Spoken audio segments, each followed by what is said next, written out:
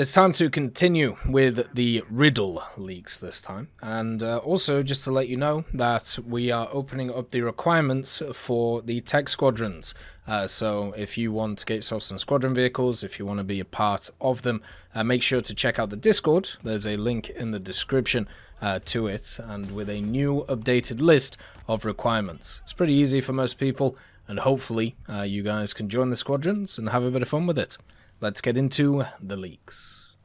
The next riddle is a common mammal found in the African continent. So there are two that we're going to have a look at this time. You have the F-111, which you may say is already in the game, which it already is. But guess what? There is more than one F-111, and it could easily be a more advanced version. You have, of course, the F-111B, you have the C, you have the D, you have the E, you have the F, you have the K even, which could at some point drop in, but I doubt it. But basically, there's a ton of F-111s, and its name is the aardvark, which is a common mammal found in the African continent. The F-111B is probably the most interesting one to War Thunder players, because it's one where they changed a bunch of stuff from the standard F-111, making it more of a fleet air defense aircraft. This means that it had access to more air-to-air munitions, including stuff like Phoenixes, for example, which also are accompanied by a better radar in order to use said Phoenixes. So that could be a really fun vehicle, and also there is, as I said, a bunch of other variants that could turn up. The other vehicle it could be is the Atlas Cheetah. Now, this vehicle has a really cool history, and I think at some point we'll do an individual video on it. But the Atlas Cheetah is a South African-built fighter. It's derived from the Mirage 5 and also the Nesha from Israeli service, but it does incorporate a bunch of other things from stuff like the Kafia and also even the Mirage 3. So it's very much kind of a setup from Israel, but also France. During the years, South Africa has had to face a lot of different embargoes, whether it was due to the wars that they were involved in, or even just due to their policies from their government. And this meant that they had to be pretty ingenious. They had to be innovative. They were forced to, especially when it came to military stuff. And the Cheetah is a vehicle which kind of shows that. They took what was already there and they improved it greatly in order to deal with the threats that were around. Meaning that you have this platform which is incredibly similar to something like the Mirage 5, but it has much more powerful radar, decent ground ordnance, but mainly a ton of really cool air ordnance, including stuff like the Darter that we already see in the game on the South African Gripen, and also stuff like the Python 3s and some old French missiles as well. So this would be a great addition to the South African vehicles in the game in the British tech tree.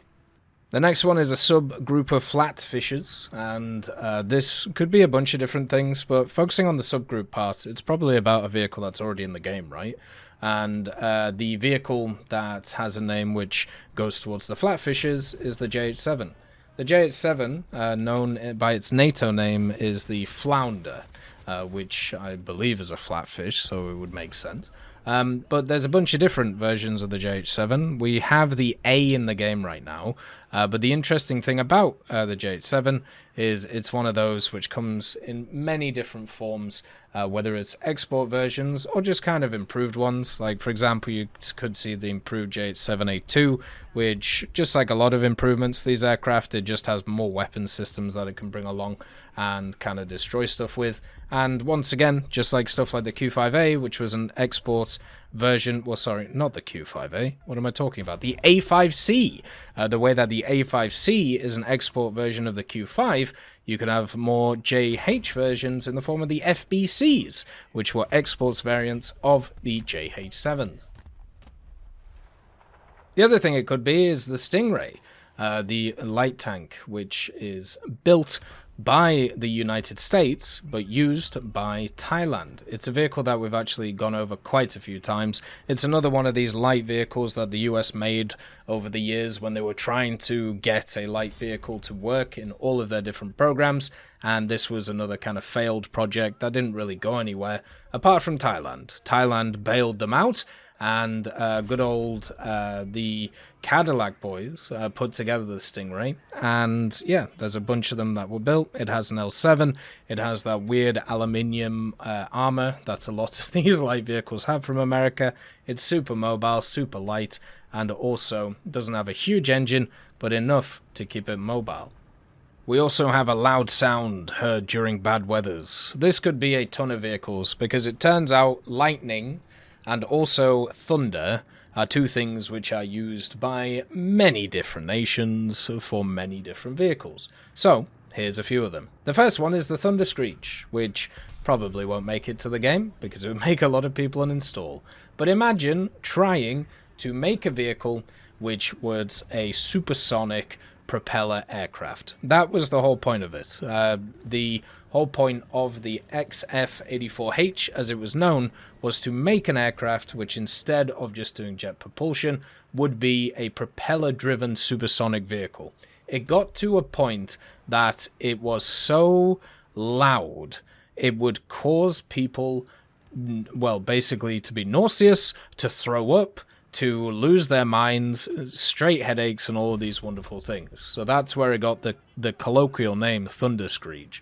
It's one of those vehicles which is just nuts. And also, since it was designed just to go fast, right? This vehicle had nearly a 6,000 horsepower engine.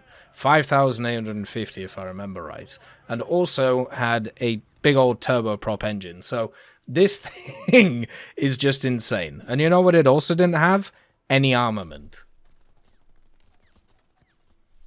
Then you have the K9 Thunder. This is another vehicle from Korea, of all places, and Korea is one of those nations which is always talked about in War Thunder. How would they fit? Where would they go? All of these different things. The K9 being a South Korean 155mm SPH, it's very similar to a lot of the other ones that we've seen either leaked or just put into the game over the years.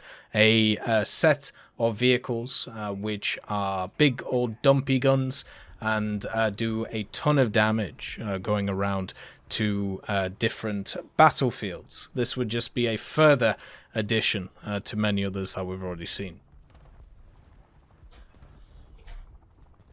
The JF-17 also turns up because it's also known as the Thunder, and this one is a bit weird. The best way of putting this is, imagine if you had an F-16, right? And then what you decided was you decided to nick the idea of an F-16 to replace your old ideas, which you also nicked from other places, and make it into a multi-role vehicle. The JF-17 is a mixture of Pakistani engineering and also Chinese engineering, designed to replace the imported vehicles to Pakistan that they used, such as the Mirage and things like the A5 we already have in the game. But it has a striking resemblance to other vehicles around the time. This thing is also an incredibly modern vehicle, in service since, I think, the early 2000s. So very similar to the J-10 in its setup, but mostly is obviously used by Pakistan and can carry everything that you can think of. This type of vehicle is designed for all types of weapon roles, so it has all the air-to-air missiles you can think of, all the air-to-surface, all the anti-ship ones even, that the Pakistanis use. It is completely designed to do everything, and therefore replace all of the old vehicles that Pakistan has. The other one is the A-10C Thunderbolt, which is just an improvement of the Thunderbolt to a new standard. The riddle this time is the Eternal Tank, and there really can only be one direct show of this, and it is the VT-1A. I hope it isn't this one, because I want these riddles to be a bit more crazy, but sometimes you're always going to get the easy one.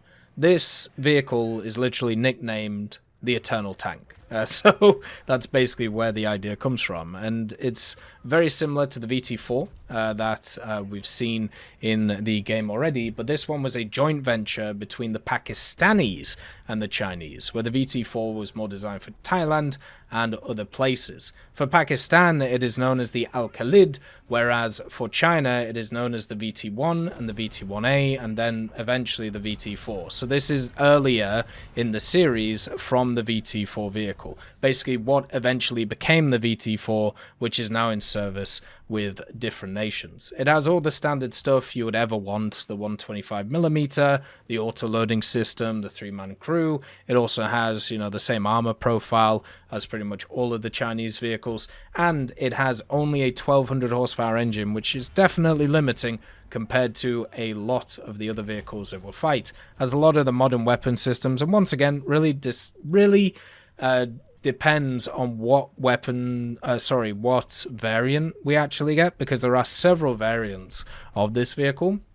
But if we get the standard VT1A, it should be able to pack a punch, have great optics, and also pretty decent mobility with additional ERA protection. The next one was a tricky one. 2 warrior siblings from the east defeated by the Finns. Now, of course, we have the Winter War, which happened during the Second World War, where the Soviets invaded Finland, lost a lot of vehicles, a lot of men. Technically, it's a strategic victory for them, but at a massive cost. And some of the vehicles that they lost weren't just their standard vehicles. One of the things that the USSR decided to do in the Winter War is to actually test a bunch of their new ideas. And they sent in some prototypes, and some of the prototypes didn't really do very well. The first one that they sent in was the SMK, which, you know, we already have in the game. It's the multi-turreted vehicle. And guess what? There was another one too, the T100. The T100 is a twin-turreted heavy tank prototype. It was seen as a possible replacement as the T35, which we already have in game, but it was another one which had the L11 gun, which you'll find on the KV-1. It's a 76mm, and also a turret with the 45mm too. So the same kind of idea as the SMK, but, you know, slightly different design. It had an 800 horsepower engine to move it around, and was just generally a big old lump. But yeah, it was used in 1939 in Finland, and it just didn't work very well in Finnish conditions. And the Soviets realized they should probably stay away from all of these huge vehicles and settle on the KV-1, which is exactly what they did. The other one that it could also be is just the KV-1s. You know, the Finnish captured a bunch of KV-1s from the Soviets, including the KV-1 1942 and also the KV-1B. The difference between them is the gun that they used and also the just general turret armor on them. But those are technically 2 warriors that marched west from the USSR and then were captured and used by the Finns after they were defeated. So could also be those. We've talked about it before. The KV-1 1942 is the most prolific KV-1 in the war. It was the most used of pretty much all of the KV-1s, which is kind of weird to think about since it's one we don't have in War Thunder yet. But then again, we do have a lot of vehicles that weren't used a lot in War Thunder, or used a lot in real life, but were used a lot in War Thunder, so we'll have to see what goes on. As always, though, have a wonderful day, and I'll see you next time. I'd just like to thank GMG Smiley, CD Beans, Chieftain Mike, EMN3 Galaxy, Tulio Ponticovo, Brendan Quinn, Carrion Crow, Gus Irenicus, Pyman, Wartinder, Teddy, Daniel Stanton, Martinez, B. Young, Ozzy Panzer, Alan Hacker, Liam Shear, Opium Prime, Lafouche, Sem, Aslan, Uncle Bean, and Derek R. for supporting the channel.